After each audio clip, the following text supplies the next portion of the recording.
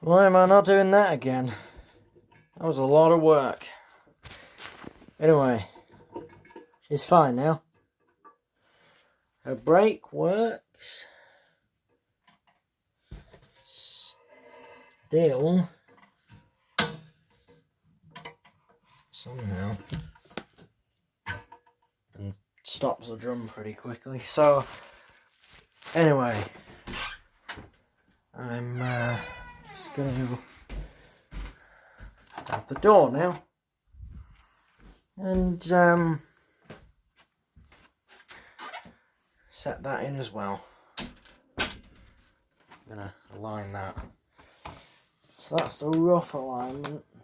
Actually, no, that's exactly what I think I'm having there. Let's see. Ooh. Almost. Oh.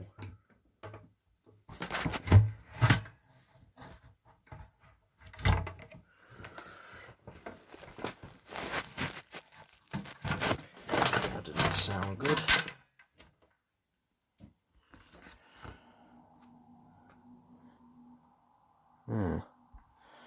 That was weird.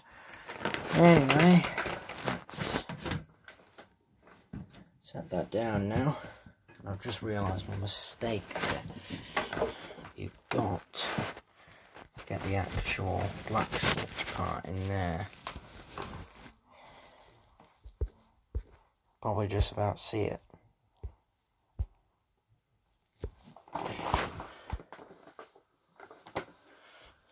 Yeah, you see it just there. A little black switch bit there.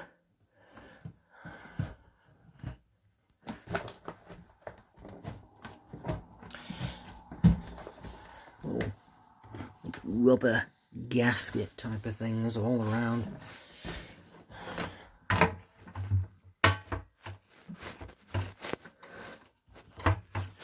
The only thing I can really compare that to is duct tape, although it's not. But it's just like duct tape. Anyways, so that's a little bit on me taking the drum out of Leccy.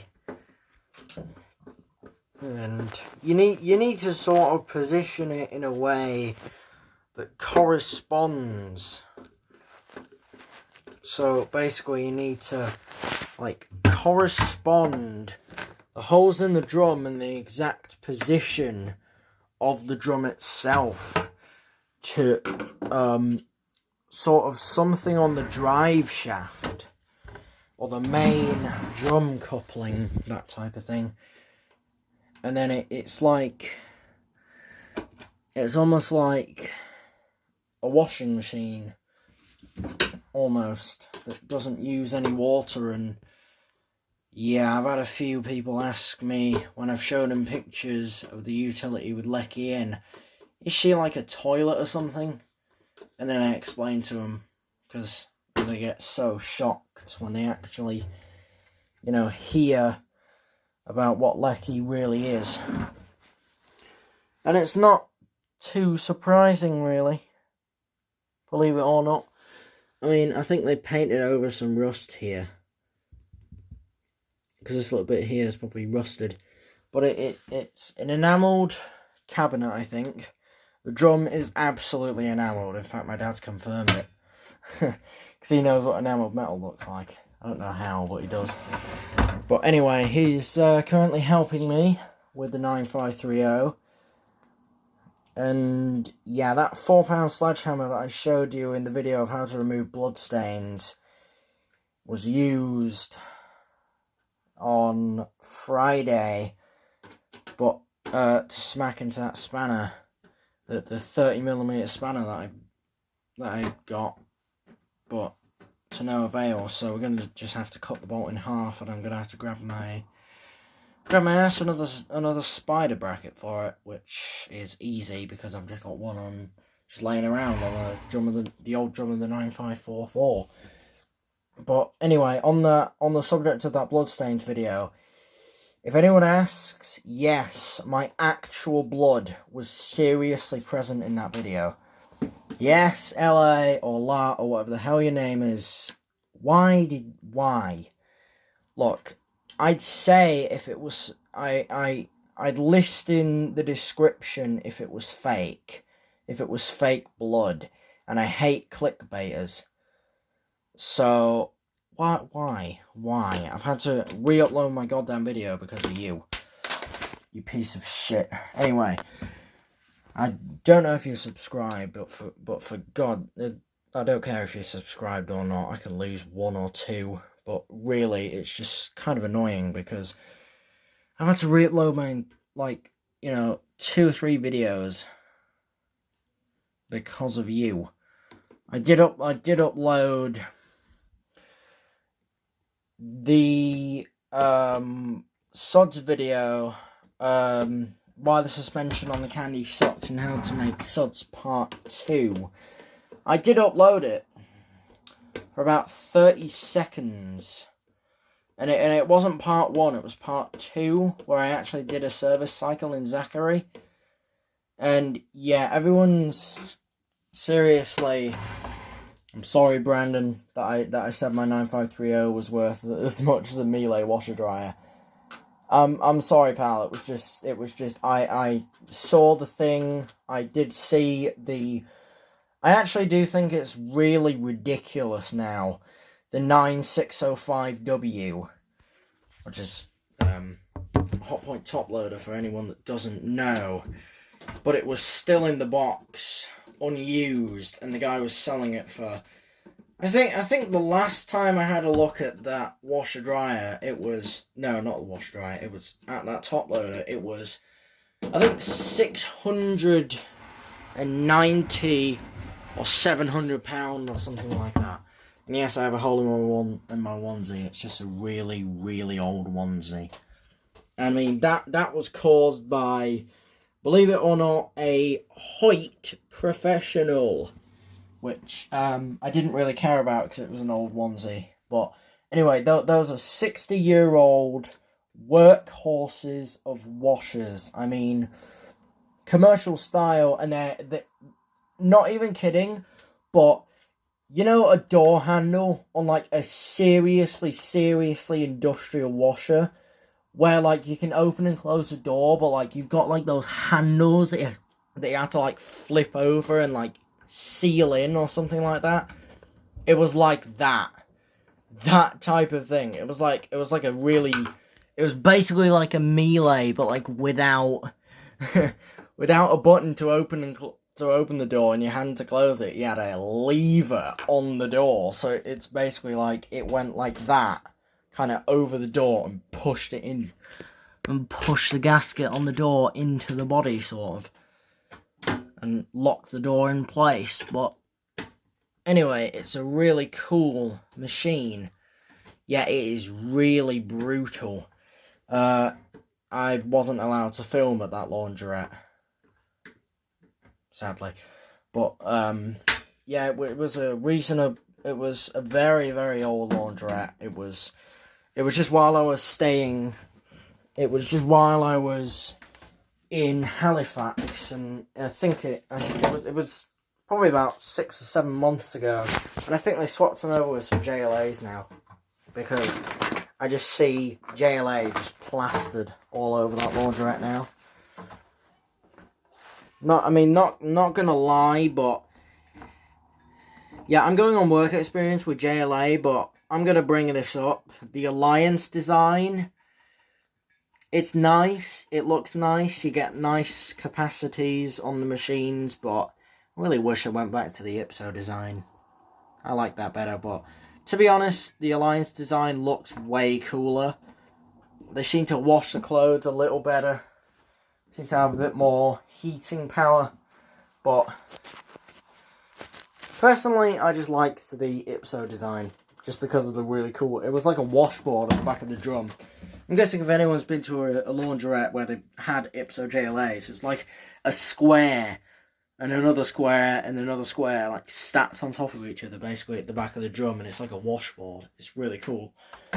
Normally they got 4 paddles, and the smallest I've seen a JLA at that, with 4 paddles and that, was £16, believe it or not. So about 7 kilograms.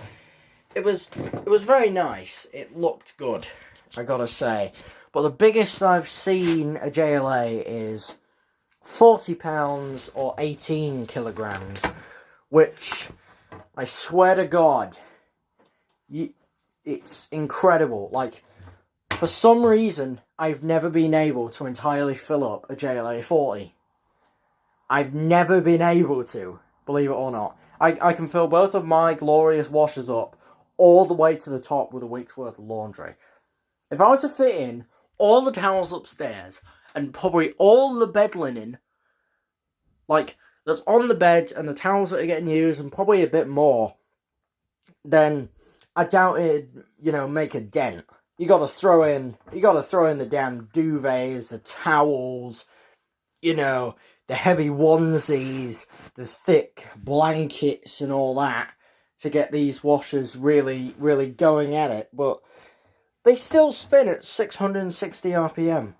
Regardless, they're bolt-down beasts that I personally had run-ins with, balancing a pound coin on end with the tachometer saying 660 RPM. So it's maxing out, right, with a massive, it's basically like a dog mattress on one side of the drum. Believe it or not, that's incredible. I had no idea if it was the cabinet quality or just how strong they bolted it down or something, but it was probably both those factors combined. For God's sake, look, if I'm supposed to put a single towel in this, it won't get anywhere near 500 RPM before it shakes this whole entire, bottom floor of the house. Honestly, I can feel it at the front door, believe it or not. And then you get onto another thing of, when is 1400 RPM not enough? Well, it's enough. But I doubt I'm going to use it ever again, because it shakes the floor. That's why I got beautiful Leccy back in here. No, that is not somebody screaming. That is the door. Yeah, we have really trashy windows at the house. I think it's the windows, actually. They make a weird sound. It's like when there's high winds outside, which is pretty windy out there now. Anyway, so back to Leccy. 2800 RPM is, I have no idea how many G's, but baby, is it a lot of G-force. It's about, I'm guessing, around, 700, 800, even probably 1,000 G-force. 1,000 times gravity. Oh yeah, there's not just this band around here where there's little slits. There is also some little holes at the top which sort of vent all of the excess water out. So it's like a really cool, like, cone-shaped drum, if you've seen the first part of the video. The door basically just lays back a little bit like nearly all the Creeder Debonairs do. To be honest, this is, I think, the only preserved Electra Debonair in existence. Yeah. I think it is the only one of its kind in the world. I've never seen one on eBay. I've never, had the pleasure of having one in, I've had one in real life. I think, if I can focus in on this date code. Chester, Mike, Brandon, Kai, I need you. Date code 86, I think that is. J8706 A00180 86 CRE 37071. 230 watts at 220 to 240 volts at 50 hertz. 13 amp fuse, made by Creeder in Blythe Bridge, believe it or not. in Staffs, England. And it's BAB approved. Oh yeah, and it's the patterns. Yeah, this thing was sold by the freaking electricity board. Yeah, I'm hoping that, you know, it's gonna live for another, I don't know, probably another 30 years. But I think date code 86, if I remember correctly, it's... Oh, hang on. Okay, my 9530 is 05. And this was definitely not made before then. Okay, so it's date code 86. So month 86. I think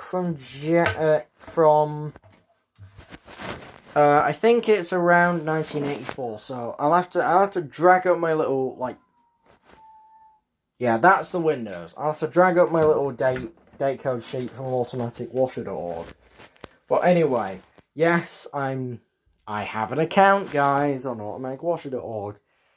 So, yippee. I mean, I think I've got the only machine of this type and possibly even this colour scheme in existence. It's almost like Brandon's Cassata.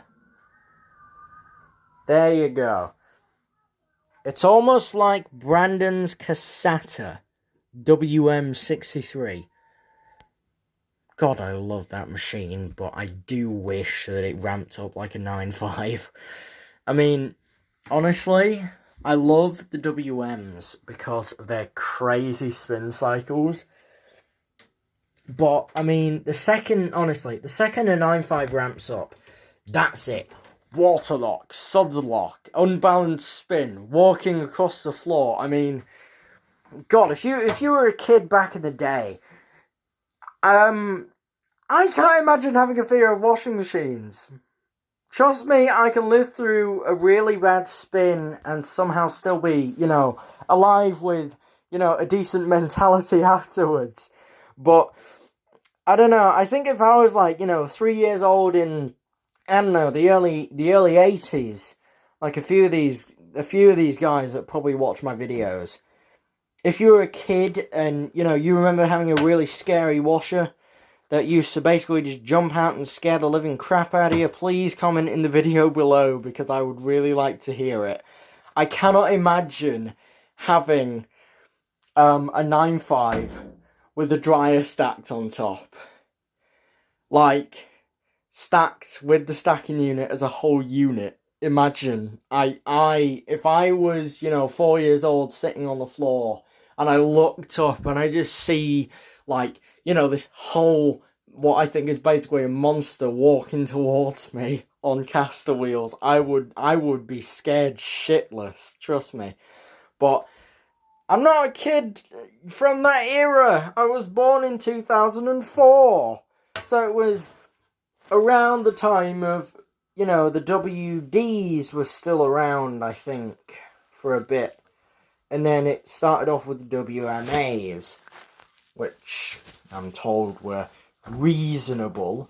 But when you get around to sort of the WMA, you know, 60s, I mean, Brandon, I've been looking on eBay for ages for a WMA 64. Literally just for you. But I found a WMA 74, I found a WMA 63, but yeah, I just haven't found one yet. I don't know if it's like, you know, one more button or like a separate display or something, but I've only ever seen the WMA 64S, which is owned by, I think it's Washer Guy 2002, if I remember his name correctly. But yeah, it's in like a nice silver or a graphite type of colour. My dream machine is either a Service Starlight Mark 6025 or a Whirlpool AWM 8125 or 8123. basically it's got a dial here, sort of there. There's a display there with a variable temperature, and there's a time display, basically.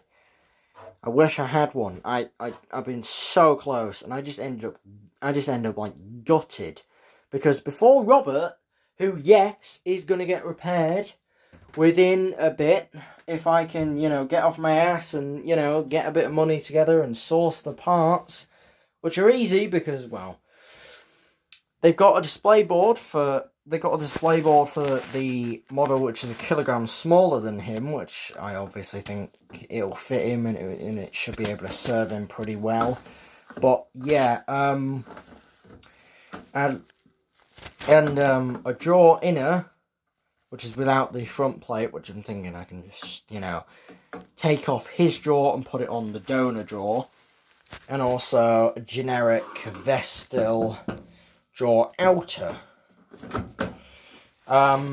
Anyway, so along with that, little bit of history for you. I think this is the original heating element from the 9530. That's the damage caused by me. I bent it a little bit while I had the drum plate down on the table, and one of the terminals snapped off. By the way, this is, even if that terminal wasn't snapped off, I would not be able to put it back in, because look at this. The seal on the heater has shrunk down in the middle, and you cannot get it off. Once you get it out, you can't get it back into a different drum plate for some reason. And yes, I have put it in the freezer for 24 hours, and it did nothing. So yeah, sadly I'm going to have to let this heater just, stay as a bit of a relic of time. But anyway, look, you got the thermal fuse holder there. And, I mean, I'm thinking of getting a 2100 watt heater to replace this one, which has a thermostat holder. I've used this in the past for the 9544, just for a couple of cycles. And, I mean, the seals are like that large. They are huge. They're massive. They're like 3/4 of an inch. Not compared to this puny thing that will pop out. I mean, 3/4 of an inch, and they got a thermostat holder. You can just pull the thermostat out, grab a free thermal fuse holder that's, off of an older heating element, just stick it in there, and voila! You got yourself a heating element that'll last the whole machine's life, pretty much. It's beautiful what I can do with something. I mean, I built the only Hotpoint 9544 in existence, I think, with an Aquarius 5 kilogram drum. It's never been done before. The only thing I need now is a white drum plate, which I don't even need. I just want to retrofit it. But whatever, I can just stick with a green one. But once I've done the thing with the switches, which I did show you in the, I think I showed you in the Bloodstains video, but just have a look on the channel, please, in the videos section, because I'm pretty sure you'll be able to find it. But yeah, I have done it. I am going to do it at some point. I'm going to go ahead, buy myself another switch, switch the guts of 3 switches into one, and then, put it in the 9544, grab the wiring pictures that I've got on my GoPro camera, well, it's like a knockoff GoPro, and then boom, I'm done. Voila, washer back work. Washer work. Washer is now alive. Washer is not dead. Washer machine is not dead anymore. And then, once I get the bolt off the 9530, grab probably a bolt, another bolt online, stick it on there, give it a test wash, and then stick a new heating element in it, give it a test wash. If it's A-okay, then, perfect. I'll grab 2, actually, because I need one for the 9544. But I think a flathead screwdriver should be able to, you know, lever this off. Lever this little weld off. And then, you know, that should be it. By the way, that is the window. And that's the windows again. The back door mists up in the summer because, well, double glazing is horrible. It's an annoying house as this, because we don't know which windows are new and which windows were in here the whole time. But anyway, I mean, I pop this weld. I push the thermal fuse out from the heating element. I push it through the heating element. And boom, I got myself another, you know, thermal fuse holder. God, I love that sound. And then you're done. Anyway, a little bit on the guts of the candy. Well, I had a look in there. And I've told you about this. It's on 2 springs and 2 shocks. But believe it or not, the heating element is mounted through the rear. Not through the front under the door seal, but it's on the back. It's like the Hoovers back in the day. You know, when the A3060 came out. I mean, Brandon said that his heating element on his Hoover A3060 is mounted in the back plate. It's really cool. But the problem with this is, it has a welded tub. How uneconomical do you have to be? This was 2019. Now we have to pay 5p for plastic bags. And manufacturers are still welding tubs. It's this year, people. It's 2020. What the hell are they doing? And why are they doing it? Haynes expressed concerns about the welded tubs in a few of their washer manuals. I've got the 4th edition, and they've still said that any machines with welded tubs cannot be fixed. Well, they can if you've got the right tools and the right bearings and all sorts, and possibly even the right spider structures. But what a waste! If you're in a throwaway society, which we are, I am the buy it and repair it person, and it'll last me, you know, a few months before I rip it to pieces and put its bits and bobs in another washer, and I don't do anything else with it for a bit. You know, that type of guy. But anyway, this is bullshit. You know? Why? Why do you have to do this? Oh, and as well as that, it's not a £30 bearing fix if something goes in this. It's 200, 300 quid. The price of this washer. Brand new, basically. Chrome doors. Plastic. I hate plastic chrome doors, as they do not last. As I have found out with a very good friend of mine's Hotpoint Microtronic. Yes, I have seen a Microtronic in person, believe it or not. Yeah, a good friend of mine. He just still has it in his kitchen, still working, believe it or not.